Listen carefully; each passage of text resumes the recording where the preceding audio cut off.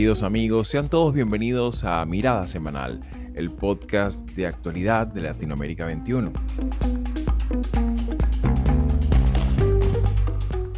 Como todos los domingos, analizaremos las principales noticias de la semana con el respaldo intelectual de Marisabel Puertarriera y Manuel Alcántara Sáez.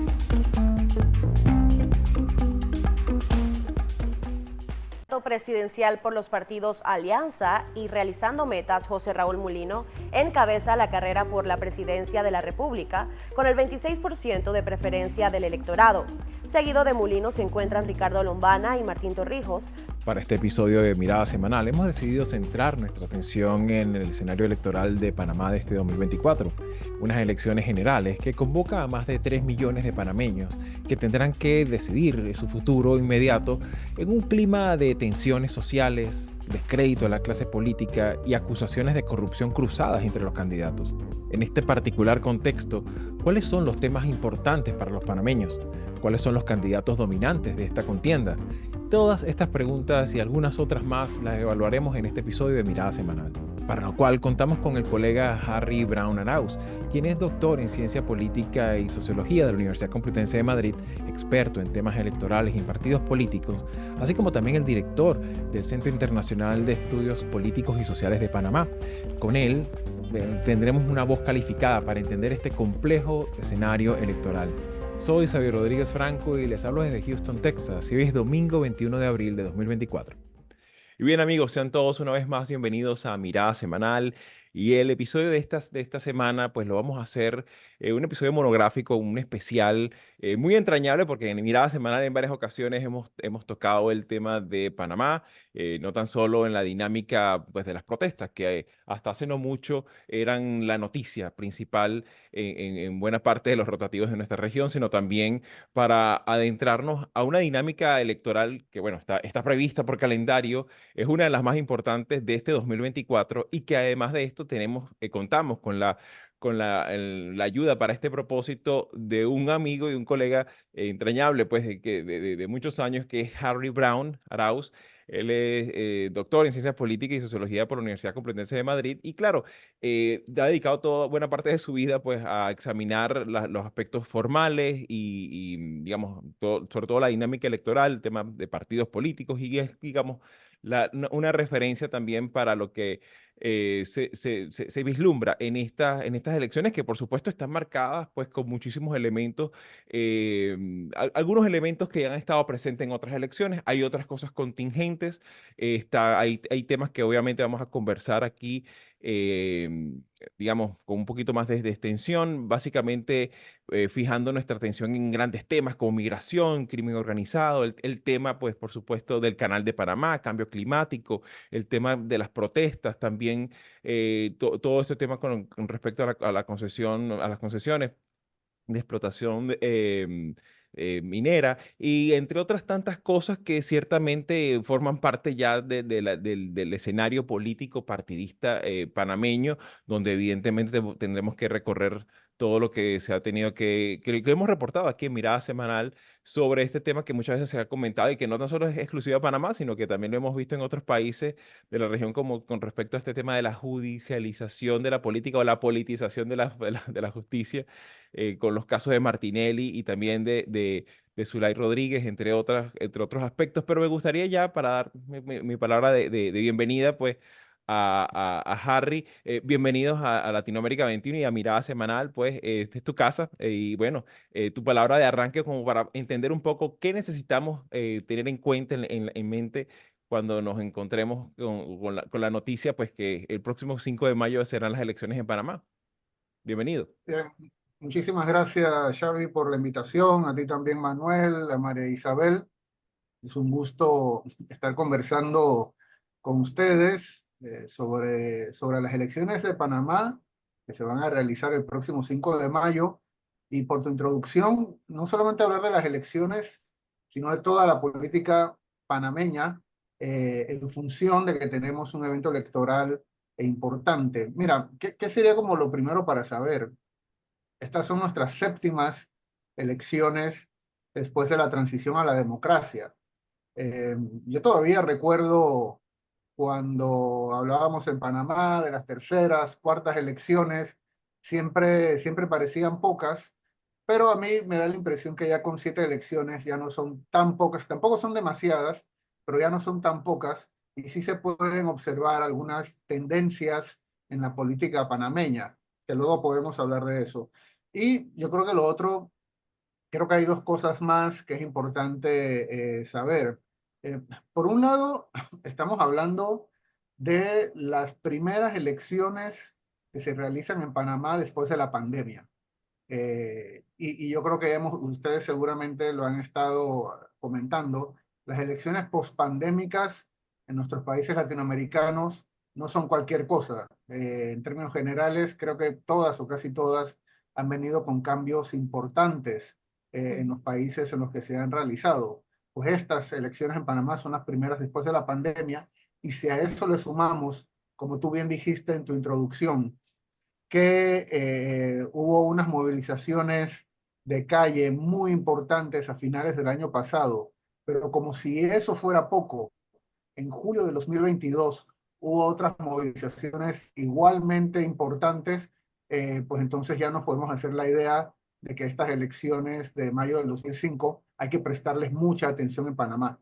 Y lo último que quería decir como particularidad es que no solamente estamos realizando elecciones presidenciales en Panamá, el 5 de mayo estamos realizando 4 elecciones. Pero las elecciones en Panamá son simultáneas.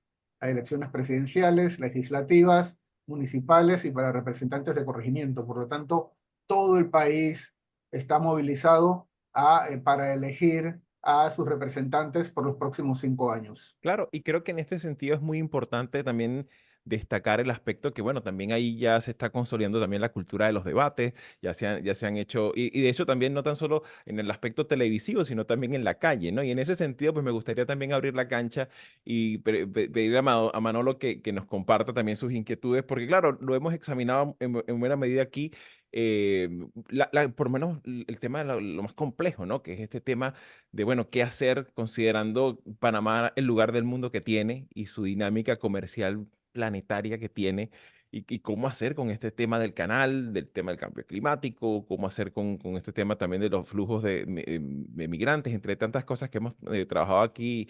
Así que bueno, Manolo, adelante. Bueno, lo primero, muchas gracias, Xavi. Lo primero, Harry, me da mucha alegría que estés con nosotros en nuestro podcast semanal. Panamá tiene una característica que le hace muy peculiar en las elecciones, y es que en las elecciones presidenciales, y es que rige el principio de mayoría.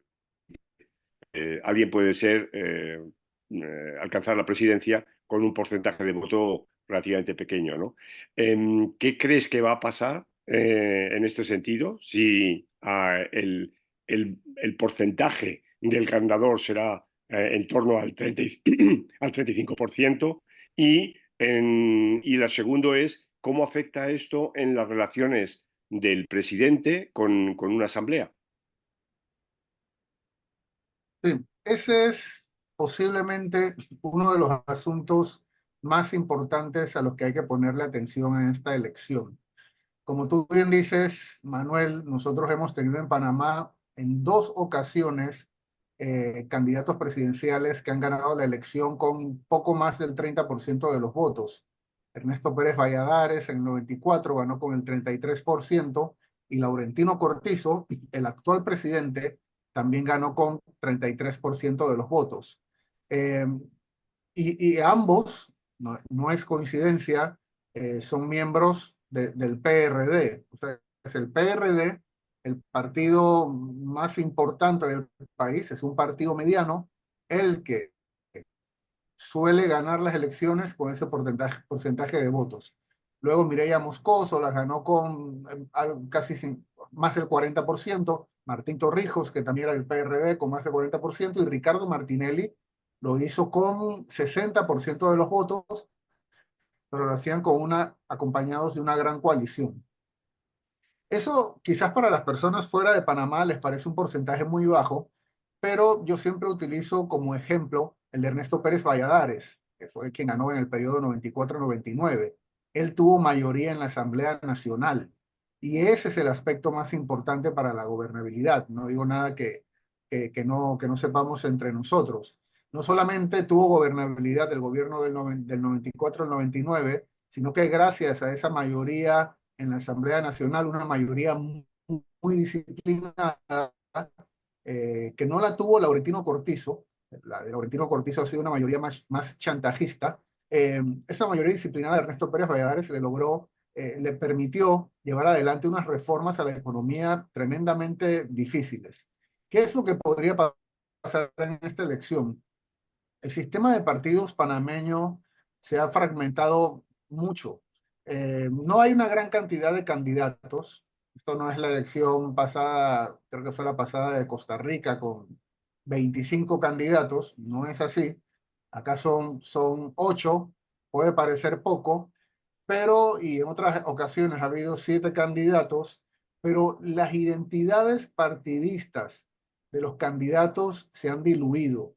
Tú lo sabes bien, Manuel, que has estudiado Panamá. En el caso del PRD y el Partido Panameñista, eran partidos con una identidad muy fuerte, vinculados con el régimen autoritario, vinculados con la lucha de la democracia. Incluso el Partido Panameñista es un partido centenario, tan antiguo como los grandes partidos de Honduras, compartían esa característica, los dos de Honduras, el liberal y el nacional, con el Partido Panameñista de Panamá, de ser partidos centenarios, pero esas identidades no están claras. Y si a eso le sumamos que desde el año 2019 las, las candidaturas de libre postulación presidencial han comenzado a ser importantes, ahora tenemos candidatos por la figura de libre postulación que por lo menos que pueden ser competitivos y que tienen un espacio en la competencia, pues entonces la elección es bastante distinta a las demás.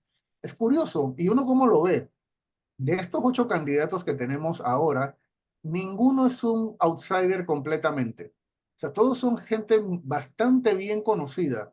Los hay que han sido ministros, incluso expresidentes, los hay que han sido dirigentes populares por muchos años, candidatas, perdón, diputadas en la Asamblea Nacional. Ninguno es un desconocido o alguna desconocida, pero la población aún así nos dice que no sabe por quién va a votar.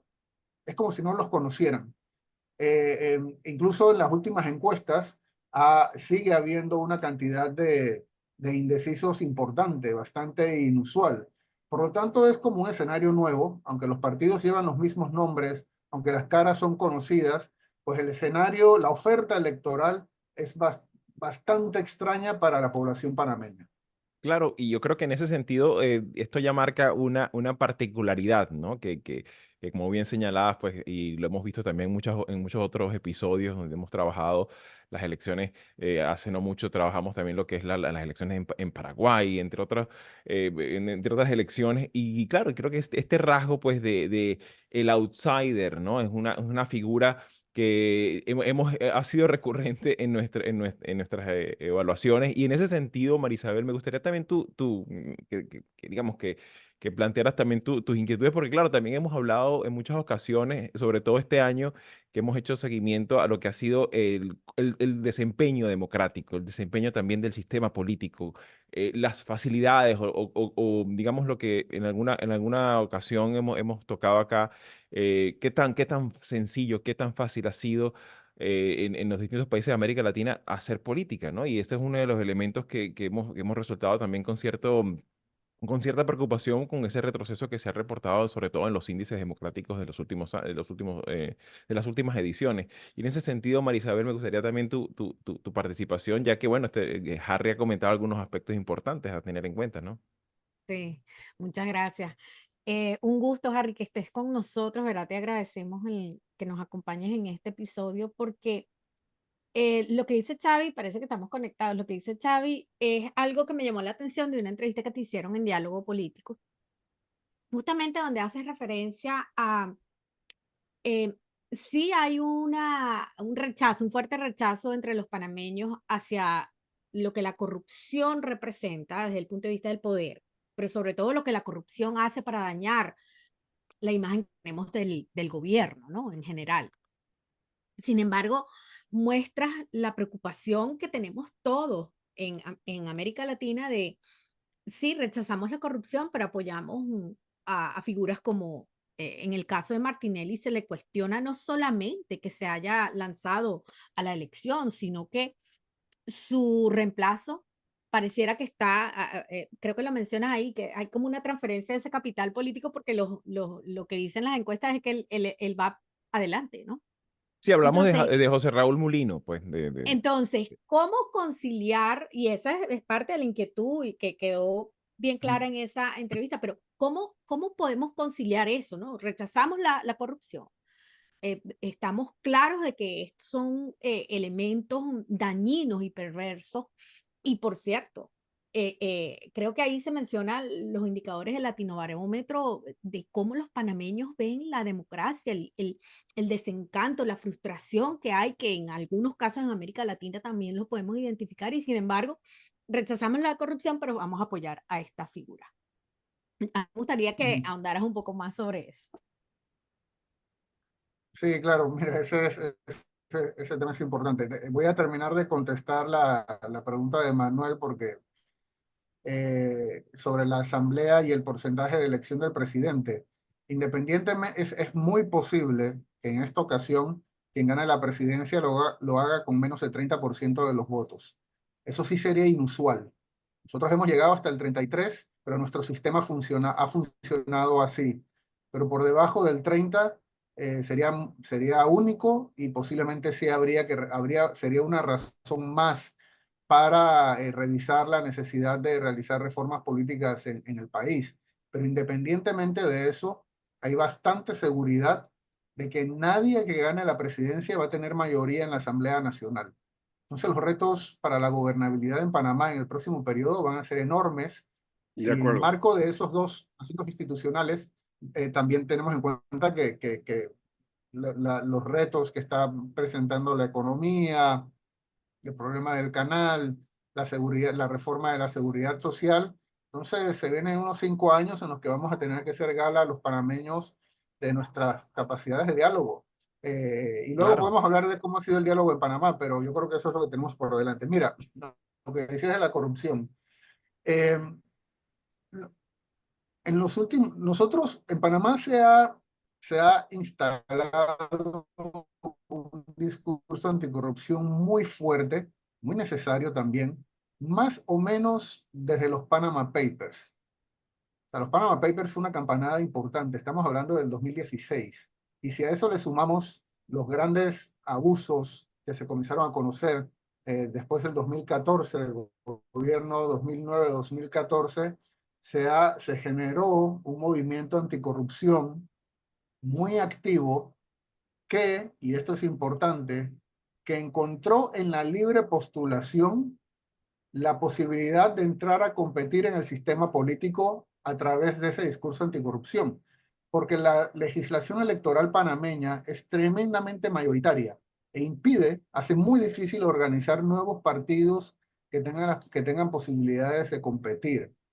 Entonces, con eso tú lo mencionaste, María Isabel, que los panameños estamos como muy desencantados con las instituciones de la democracia. Eso también, obviamente, y Panamá no es el único, eso es en toda América Latina.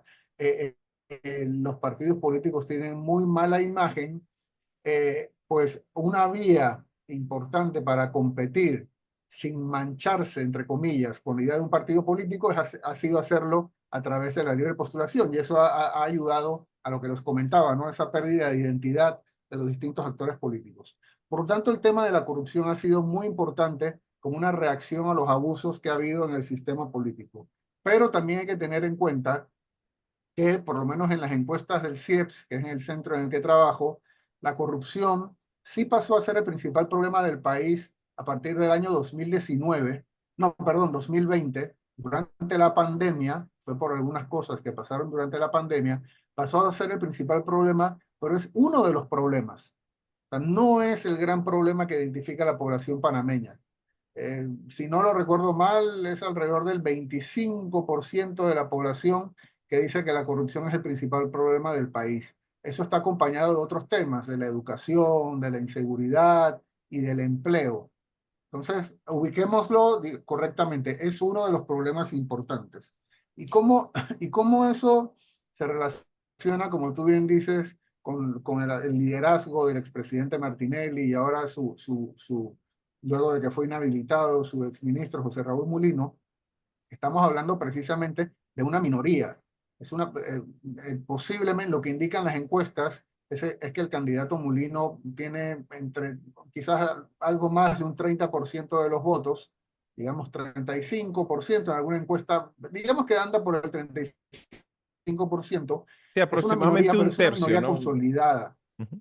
El otro 65% de los votos, sí, un tercio. Parece que el número clave en Panamá es un tercio, porque así, esa era como la cantidad de votos que ha tenido históricamente el PRD, que ha sido como el partido con vocación hegemónica del país. Eh, y ese 35, ese tercio del voto, es un tercio consolidado, minoritario, pero consolidado. El otro 65% del voto está fragmentado. Y eso le da ventaja a la minoría consolidada. Creo que esa es la manera, hay que relativizarlo. No es una gran mayoría, no es una mayoría clara la que está simpatiza con el liderazgo del expresidente Martinelli, pero sí es una minoría consolidada. Y la gran pregunta es, antes me adelanto a que me la hagan, porque eso me lo han estado preguntando en todas partes en las últimas semanas. ¿Por qué la gente quiere al expresidente Martinelli, no? Es como la pregunta, ¿qué es lo Me que vieron acabas de ahí? Miren, quitar la pregunta, la tenía apuntada aquí, ¿ah? La es tenía que apuntada. te lo vi en la cara, Xavi, que esa era la pregunta que venía. Miren, el periodo 2009-2014 fue un periodo de mucha bonanza económica en Panamá. Y uno lo puede ver con los índices de crecimiento que teníamos para esos días. Eran superiores al 10% en aquellos años. Y realmente uno venía a Panamá en esa época y se podía ver, se veía. Nosotros hemos tenido un periodo, digamos, del año 2004 hacia ahora, y uno podía ver literalmente el área metropolitana crecer hacia arriba, con los rascacielos, ¿no? Y había dinero en la calle, y había trabajo. Nosotros llegamos a tener niveles de pleno empleo en Panamá, con menos de 5% de desempleo. Hubo mucha obra pública, eso generaba trabajo, estaba la ampliación del canal, se aumentaron los subsidios para la población más vulnerable. Y eso obviamente ha dejado un buen recuerdo en buena parte de la población. Claro, esa parte de la población, algunos de ellos posiblemente no entienden que la situación económica del país ahora no es la misma. No, es muy difícil que se pueda reproducir y que no es un asunto de que un individuo mágicamente va a lograr generar esa misma dinámica económica, pero sí hay en una parte de la población un buen recuerdo. Y lo otro que es importante tener en cuenta es que para esa parte de la población, el expresidente Martinelli sigue siendo el antagonista de la política tradicional. Y algunos de ustedes y la gente podrá decir, pero ¿cómo? Si él ya fue presidente, fue ministro en gobiernos anteriores, es un político tradicional. No, para buena parte de la población no lo es. Y saben que, ¿cómo decirlo? El azote de la clase política, lo que les duele a la clase política tradicional del país es precisamente la figura del expresidente Martinelli y es su manera de tomarse una revancha contra una élite política y económica también que sienten que los ha traicionado. Claro, claro, y en ese sentido, pues yo creo que, de hecho, incluso creo que es muy revelador hasta la selección del nombre del partido realizando metas, ¿no? Porque claro, trae ese recuerdo, digamos, incluso es como una Son las figura que, iniciales del expresidente también, Xavi, ¿eh? Son las claro, claro. iniciales. Claro, sí, sí, por supuesto. Claro, también eso ahí tiene también ciertas repercusiones en otros estilos, como nuevas ideas de Nayib Bukele, no es accidental la N, Exacto, ¿no? O sea, ese tipo de cosas. Pero exactamente. claro, particularmente en mi caso, yo tenía aquí, además de esta pregunta que me acabas de arrebatar, también quería preguntar un par de cosas que tienen que ver un poco con esta dinámica que hemos reportado aquí en Mirada Semanal, que es el tema este, por una parte, de las protestas, este tema que de alguna manera llama la atención, pues que el aspecto del cambio climático, considerando las características biodiversas y también la, la, la, el papel importantísimo que juega la naturaleza en la dinámica, no tan solo de lo que tiene que ver con la biodiversidad, también con el tema del turismo, todo lo que tiene que ver con la importancia del régimen de lluvias para el mismo tema del Canal de Panamá. Pero también me gustaría un poco ver qué presencia tiene en esta sociología electoral que se debate ahorita el 5 de mayo. Pero además de esto, el tema migración. Evidentemente, el repunte del flujo migratorio de los últimos años ha sido extraordinariamente desafiante para la institucionalidad política, no tan solo en el aspecto de seguridad, sino también en el aspecto de presupuesto público, en el presupuesto, en el tema de coordinación policial, en el tema también de coordinación de garantías en materia humanitaria. Estamos hablando de flujos ingentes de personas como nunca antes, y claro, por supuesto, este está el tema de los venezolanos, pero en los últimos años también hemos visto un influjo importante de otras nacionalidades de la propia Suramérica, pero me gustaría también ver eso, ¿no? O sea, cómo ha estado presente en esta dinámica electoral, porque bueno, vimos algunos retazos de ello en los debates, pero claro, mucha buena parte también de esos debates eran descalificaciones, sacarse trapitos sucios al sol, ¿no? Pero más allá de eso, ¿cómo miras tú estos dos aspectos, ¿no? Cambio climático y el tema migración en esta justa electoral. Mira, sí, uno de los déficits de la política panameña es, se supone teóricamente que las campañas electorales deberían servir para discutir los problemas del país. Y en Panamá con esa dilución de las identidades de los actores que participan en las elecciones, de la oferta electoral, pues esa discusión, realmente no se han estado discutiendo los problemas del país. A mí un periodista chileno, creo que era, me preguntaba hace poco si la desigualdad, Panamá es uno de los países más desiguales de América Latina y por lo tanto del mundo, me preguntaba si la desigualdad era un tema de campaña y le tuve que decir que no, asombrosamente. Y eso que sí hay algunos aspectos de la desigualdad que se discuten, como el empleo, la inseguridad, se habla poco de los derechos humanos, pero la desigualdad como problema estructural no se aborda. Y eso tiene que ver con la lógica, creo yo, que es como una extensión de esa lógica estudiada de los países rentistas, como Panamá, que tienen como esa cultura del milagro, en la que a través de infraestructura parece que estamos avanzando. La campaña electoral también tiene una idea como de la propuesta, aquí se habla mucho de propuestas, de la propuesta milagrosa, ¿no? Que hay un individuo que sabe, principalmente si son empresarios, se supone que sabe lo que tiene que hacer con la economía y que milagrosamente, con una varita mágica, tiene la respuesta a los problemas estructurales del país a través de unas cuantas propuestas. Y eso es lo que se ha podido ver en los debates en términos generales y lo que uno puede ver en la campaña electoral en las propuestas, en las propuestas, en los planes de gobierno, ¿no? Ha habido poca discusión al respecto. ¿Y eso qué? Y esto lo sigo con tu pregunta, que me ayuda a articular varios asuntos. Y eso que nosotros a finales del año pasado, como ustedes han comentado, tuvimos un ciclo de protestas alucinante. O sea, yo no tengo, yo trato de explicar lo que sucedió aquí en octubre y noviembre y yo siento que siempre me siento corto, me quedo corto. Mm. Había que estar aquí no solamente para verlo y vivirlo, sino para sentirlo.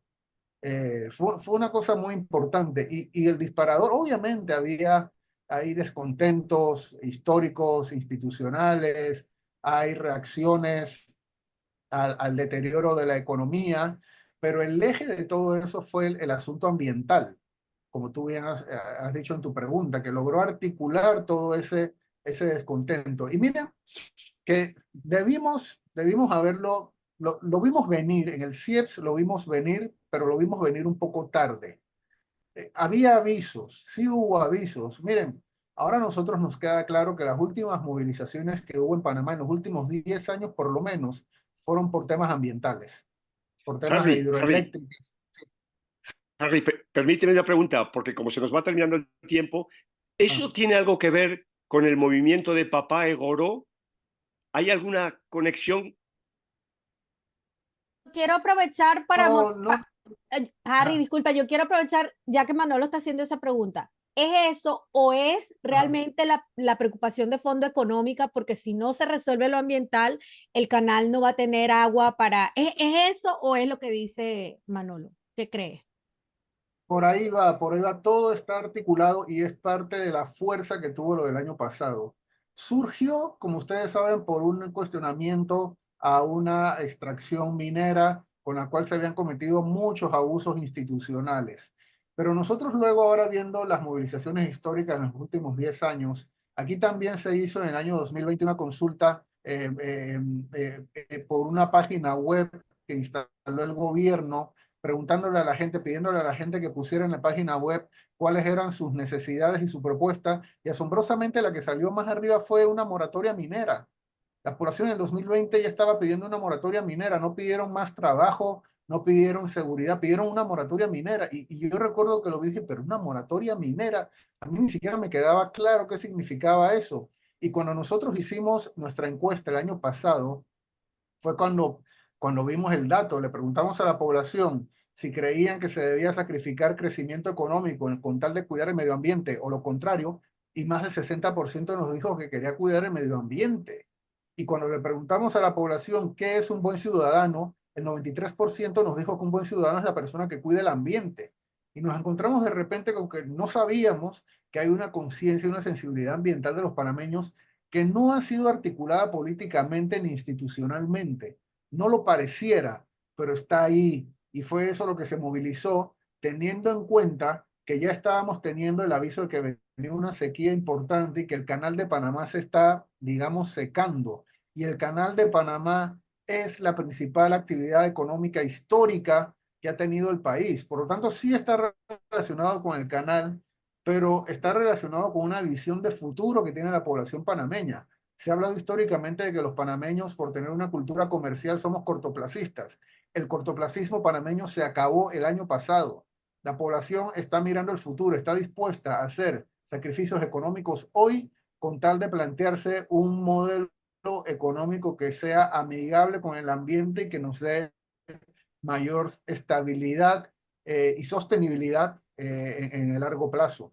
Claro, y eso es uno de los aspectos que sin duda alguna pues constituye un elemento saliente particular bastante particular pues de esta dinámica electoral de este año 2024. Harry, muchísimas gracias por compartir con nosotros tu sabiduría, tus apreciaciones. Estaremos muy atentos a lo que vaya desarrollándose. Muy probablemente vamos a volver sobre el Panamá en las próximas semanas y bueno, estaremos muy atentos a lo que ocurra este próximo 5 de mayo. Así que bueno, esta es tu casa y muchísimas gracias por tu participación.